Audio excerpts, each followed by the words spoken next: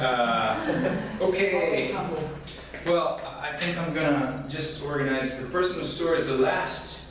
It's up to you. So what I'm gonna do is tell a personal story from the top, okay? From the very first moment. So I'm a dreamer. I was born a dreamer, and I'm gonna die a dreamer. So I was born to a very crazy family, Joinville, Santa Catarina. So my mom was a rebel young lady, born in the 60s, during the sexual revolution, right, of the girls. And she married a crazy man involved with drugs and drug trafficking and stuff like that. So as kids, we saw some strange things happening around our family. Up until when I was 5 years old, my mom really lost her patience with my dad and decided to get divorced and come back to Mainiki area where she was from, and my father was from Joinville. So we gathered our forces together. So my grandparents and my mom decided to live together and compose income so that they could afford 3 kids. My 2 sisters and myself. And we came to Mainiki, to a city that was beginning to die off because it lost a neighborhood called Alumínio that was responsible for 75% of the tax collected by our government here in the city. And we also lost the railway. The railway was dying too, so people said that Mainiki had no future. And our family got really worried. But then it's when my story starts, okay? So, when you say personal story, for me it's always family, opportunity, and experience. When I was 10 years old, my mom was worried about me because I would go to school at 7 o'clock in the morning and not show up home again until 9 p.m.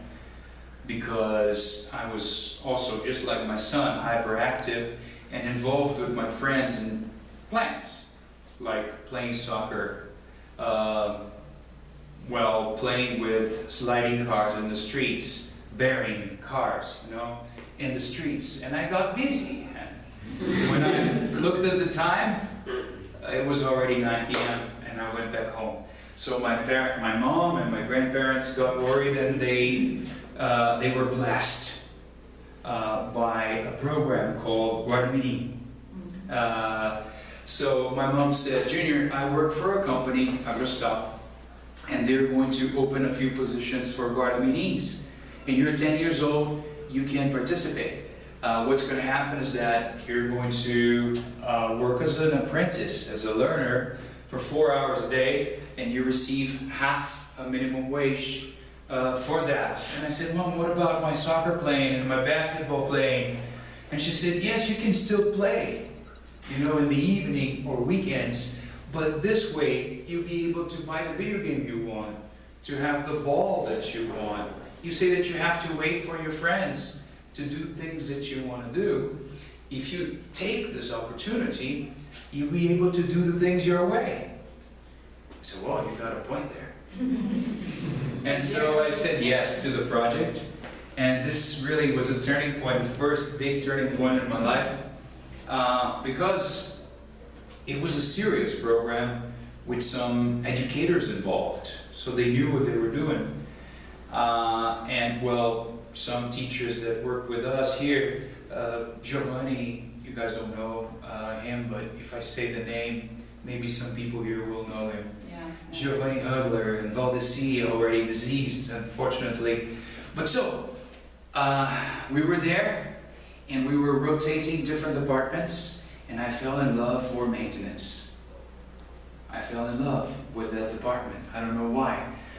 I think I know why. It's because it's a bit more dynamic. You go everywhere in the company, and you help everybody, and you provide solutions, and I was just in love with that, being loved by every department because we solve their problems. And so my first professional dream came about. I want to be an electrical engineer, right?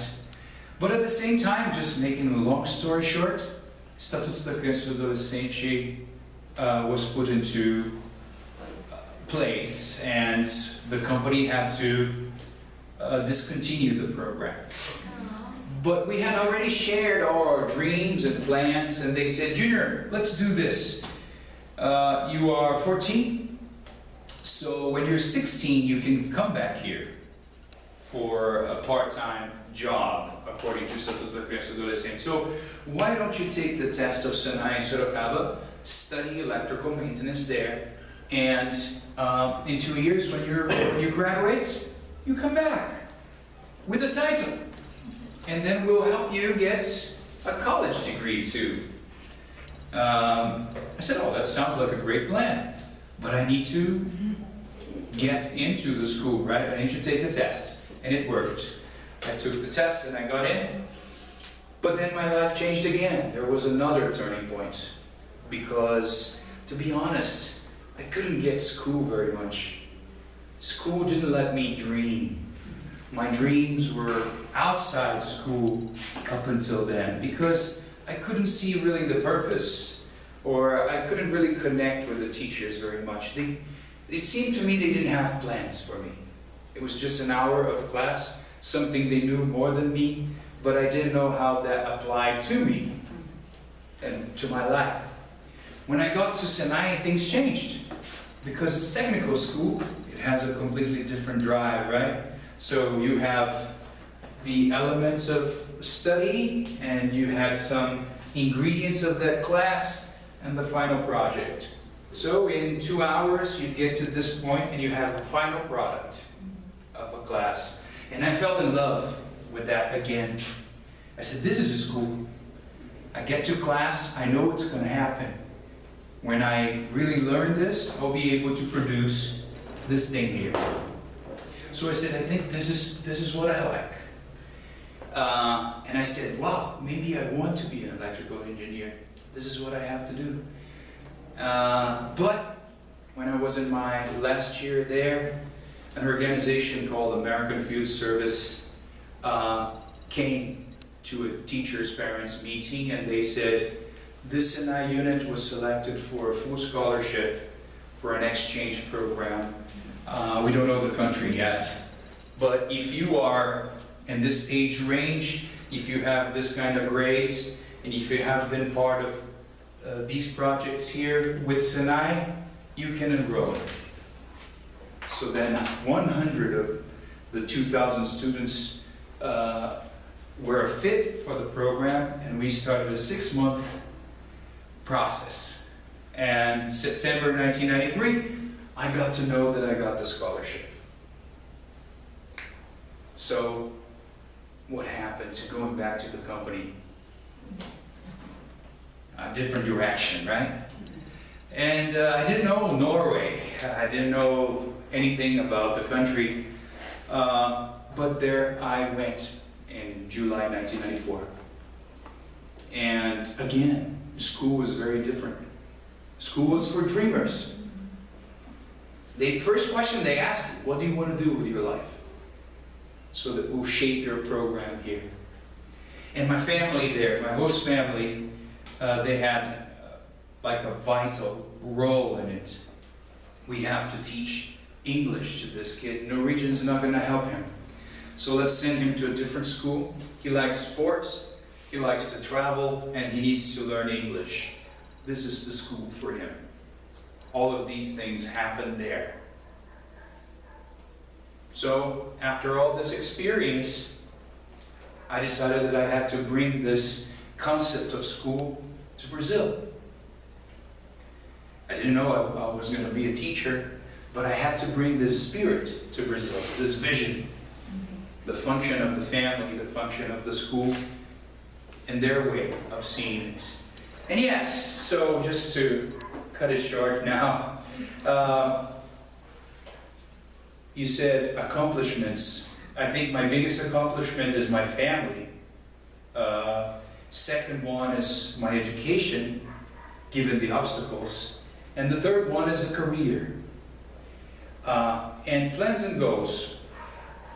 I think that my biggest plan is to help Brazilians become global communicators by creating opportunities and experience for them, and also leaving a sustainable and worthwhile legacy. That's what I want to do. Me, you said qualities: determined, passionate, and persistent. And inspiring. Oh, thank you. Yes, this is it.